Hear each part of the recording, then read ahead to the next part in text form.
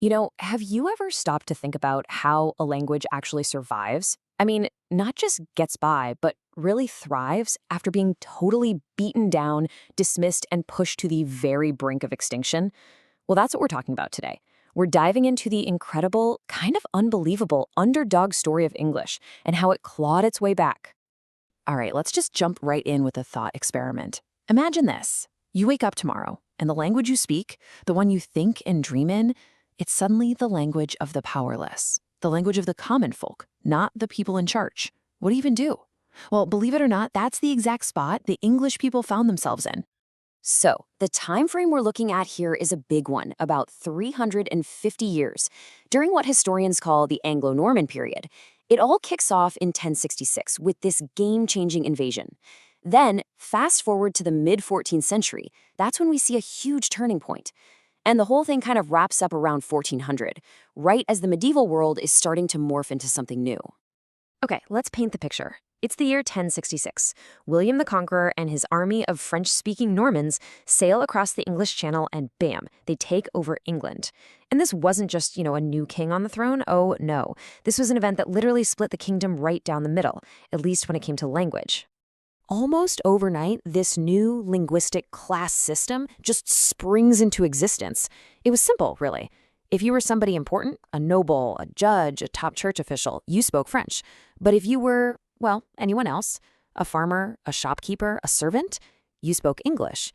You had one kingdom, but two totally separate worlds living side by side. So French quickly becomes the language of high culture, of the law, of everything sophisticated and elite. English, meanwhile, it got relegated. It was seen as the language of the common people, blunt, straight to the point, and with absolutely zero prestige. It was the language you used in the fields or at home, but definitely not in the royal court. So you gotta wonder, how did French manage to hold on so tight for almost 300 years? Well, it wasn't just a fluke. The Normans were smart.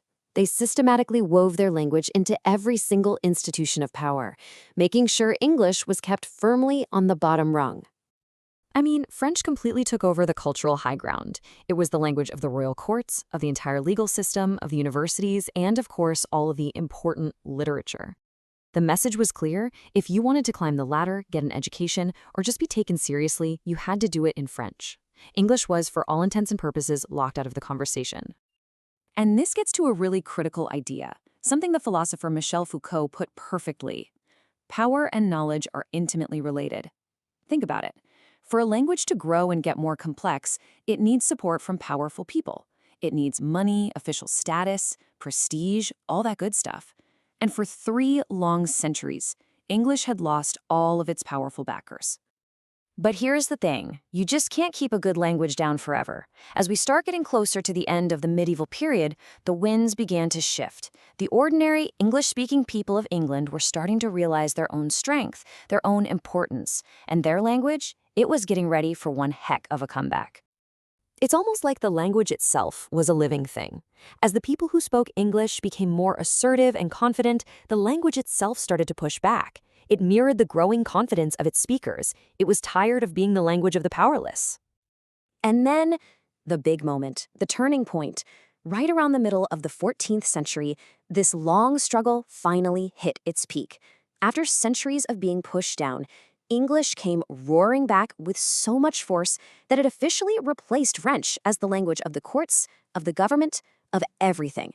The underdog had finally officially won. So, how did English pull this off? Well, it used an absolutely brilliant strategy. It didn't just try to crush its rival. No, it absorbed its rival's greatest strengths. It took on that French sophistication, borrowed thousands of new words for things like law, government, and fancy food, and it even learned new, more complicated ways to write poetry. Basically, English leveled up in a huge way. Now, this new and improved, supercharged version of English needed a champion, right? Someone to step onto the world stage and show everyone what it was capable of. And that champion's name was Geoffrey Chaucer. This, right here, is the moment English truly grew up. Chaucer was an absolute genius, and he showed up at the exact right moment in history. He took this upgraded English, with all its new words and its fancy new style, And he created literature that could go toe-to-toe with anything being written in French or Latin. He was living proof that English had finally made it to the big leagues. And you can see this perfectly in his masterpiece, The Canterbury Tales. It's this amazing, vibrant snapshot of life in the 14th century. You've got characters from every single social class, knights, cooks, millers, you name it, and they're all speaking in their own unique voices. It was like Chaucer was declaring to the world, English is for everyone now. And once Chaucer paved the way, man, the floodgates just burst open. For the very first time, this incredibly rich and diverse literature started to blossom in English. We're talking stories and poems for every single part of society, not just the tiny French-speaking elite at the top. And the sheer variety was just amazing. You had these epic romances about King Arthur for the nobles, but also rhyming histories that everyone could enjoy. If you were religious, you had beautiful poems like The Owl and the Nightingale. And for the common folk, there was this raw, powerful poetry coming out of the English Midlands, like the incredible Sir Gawain and the Green Knight. And it just kept going. Short, musical lyrics, kind of like song lyrics, became super popular. Religious writing was everywhere, but here's a really important one. English prose, non-poetic writing, started to take shape, really focusing on being clear and logical. And that right there is the foundation for almost all the writing we use in science, law, and education today. So think about this. The next time you're just casually speaking English, take a second to remember its history. The words we use every single day were forged in this epic 300-year battle for survival. It's the product of a massive conquest, incredible resistance, and some seriously clever adaptation. And it really makes you wonder, doesn't it?